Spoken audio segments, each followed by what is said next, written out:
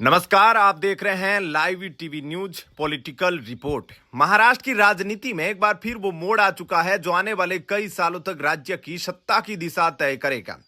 शिवसेना उद्धव बालासाहेब ठाकरे के 6 सांसदों के पाला बदलने की खबरों के बीच अब एक ऐसा दावा सामने आया है जिसने महाविकास अघाड़ी के भीतर अंदरूनी कलह को उजागर कर दिया है। बागी गुट का आरोप है कि पार्टी नेतृत्व अपनी राजनीतिक जमीन बचाने के लिए शिवसेना यूबीटी का विलय कांग्रेस में करने की योजना बना रहा था। आज की इस विशेष रिपोर्ट में हम विश्लेषण करेंगे कि इन दावों में कितनी सच्चाई है, संजय राउत के आक्रामक बयानों के पीछे की कानूनी मजबूरी क्या है और क्या शरद पवार की पार्टी में भी कोई बड़ी हलचल होने वाली है। सबसे पहले बात करते हैं उस बड़े खुलासे की जिसे इस पूरी बगावत की मुख्य वजह बताया जा रहा है। सूत्रों और बागी सांसदों के बयानों के अनुसार पार्टी के भीतर इस बात को लेकर असमंजस था कि भविष्य में रीजनल पार्टियों का वजूद कैसा बचेगा। जब विपक्षी गठबंधन के भीतर छोटी पार्टियों के विलय की रणनीतिक चर्चाएं शुरू हुई तब कथित तौर पर यह सुझाव सामने आया कि दल बदल विरोधी कानून से बचने के लिए एक बड़ा विलय का रास्ता चुना जाए। लेकिन सांसदों का मानना था कि अगर ऐसा होता है तो वैचारिक रूप से और उनके अपने चुनावी क्षेत्रों में उनका राजनीतिक भविष्य खतरे में पड़ जाएगा। इसके साथ ही संगठनात्मक फैसलों में युवा नेतृत्व के बढ़ते दखल और वरिष्ठ नेताओं की अनदेखी को भी इस असंतोष की एक बड़ी वजह माना जा रहा है। इस रणनीतिक टूट के बाद उद्धव गुट के मुख्य प्रवक्ता और राज्यसभा सांसद संजय राउत के तेवर बेहद तल्ख नजर आ रहे हैं। उन्होंने बागी नेताओं पर सार्वजनिक मंचों और सोशल मीडिया के जरिए तीखे हमले किए हैं। राजनीतिक विश्लेषकों का मानना है कि राउत का यह आक्रामक रूप केवल राजनीतिक गुस्सा नहीं बल्कि इसके पीछे गहरी संगठनात्मक मजबूरी भी है। उद्धव गुट की ओर से दल बदल करने वाले सांसदों को विहिप के उल्लंघन का नोटिस जारी कर उनकी सदस्यता रद्द कराने की कानूनी प्रक्रिया शुरू हो गई है।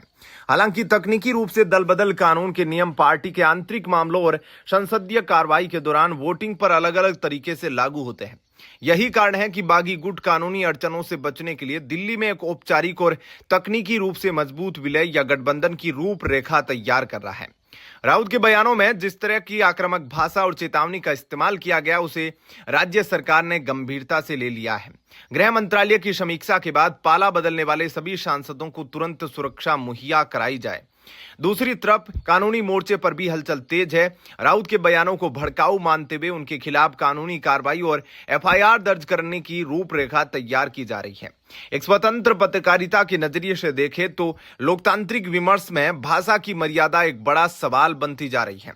जहां राजनीतिक मतभेद अब व्यक्तिगत और कानूनी लड़ाइयों में तब्दील हो रहे हैं। संजय राउत द्वारा बागी सांसदों के खिलाफ जिस तरह की भाषा, गाली गलौच और मारपीट की चेतावनियां जैसे ऑपरेशन तुड़वा या घर में रहना मुश्किल हो जाएगा का इस्तेमाल किया गया है, उससे नाराज होकर कुछ बागी सांसद उनके खिलाफ एफआईआर दर्ज कराने की बात कर रहे हैं। इस समय महाराष्ट्र में एकनाथ शिंदे और देवेंद्र फडणवीस की सरकार है, यानी कानून व्यवस्था और पुलिस प्रशासन पूरा उनके नियंत्रण में है। अगर इस तरह के भड़काऊ और धमकी भरे बयानों पर सांसदों की शिकायतों पर एफआईआर दर्ज होती है तो संजय राउत की गिरफ्तारी भी हो सकती है। संजय राउत पहले भी पात्राचौल मामले में जेल जा चुके हैं। विश्लेषकों के अनुसार उनके मौजूदा तेवर और बयानबाजी उन्हें एक बार फिर उसी तरह कानून की मुसीबत में धकेल रही है। लेकिन उनके बयानों को लेकर कानूनी घेराबंदी और एफआईआर की तैयारी पूरी है, जिससे उनकी गिरफ्तारी की संभावना काफी बढ़ गई है। महाराष्ट्र का यह सियासी ड्रामा सिर्फ एक पार्टी तक सीमित नहीं रहने वाला। राजनीतिक गलियारों में यह सुगबुगाहट भी तेज है कि राष्ट्रवादी कांग्रेस पार्टी के भीतर भी कुछ ठीक नहीं है। चर्चाएं हैं कि शरद पवार गुट के कुछ सांसद इस वक्त अजीत पवार और एनडीए गठबंधन के रणनीतिकारों के संपर्क में हैं। लोकसभा चुनाव के बाद बदले समीकरणों के बीच कई नेता अपने आगामी विधानसभा और भविष्य के चुनावों को सुरक्षित करने के लिए विकल्पों को तलाश कर रहे हैं। अगर ये बगावत भी हकीकत में बदलती है तो महाविकास अघाड़ी के लिए राज्य में वापसी की राह बेहद मुश्किल हो जाएगी। निष्कर्ष के तौर पर देखा जाए, महाराष्ट्र की राजनीति इस समय उस दौर से गुजर रही है जहां विचारधाराओं से ज्यादा व्यक्तिगत राजनीतिक भविष्य और रणनीतिक समीकरण मायने रख रहे हैं। क्या उद्धव ठाकरे अपनी बची हुई पार्टी को संभाल पाएंगे? क्या संजय राउत की आक्रामक रणनीति जमीन पर कार्यकर्ताओं को एकजुट रख पाएगी? यह आने वाला समय ही बताएगा। इस पूरी राजनीतिक उठापटक पर आपकी क्या राय है? क्या आपको लगता है कि गठबंधन की राजनीति में क्षेत्रीय दलों का अस्तित्व खतरे में है?